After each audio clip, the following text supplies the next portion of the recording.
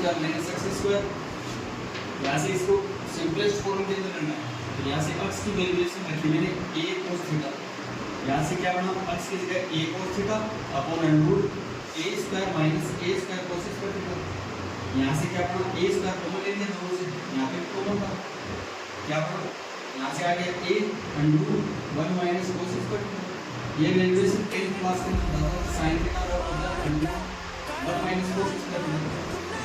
तो यहाँ से क्या बनेगा, a cos थीटा और a sin थीटा, ये बन गया cos थीटा। तो ये a से a कैंसिल हो गया। तो यहाँ से क्या बना, tan का पोर्शन होता है फिर cos के अंदर लाना, tan pi by 2 minus theta होता है cos थीटा।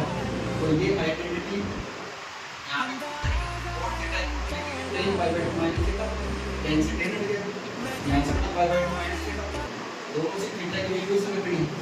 अगर x equal to a cos theta है तो थीटा बराबर क्या बना, cos इनवर्स अक्ष अपॉन, यहाँ से ये अपना एक सिंपलेस्ट फॉर्म के अंदर आ गया, जहाँ से tan इनवर्स हो गया।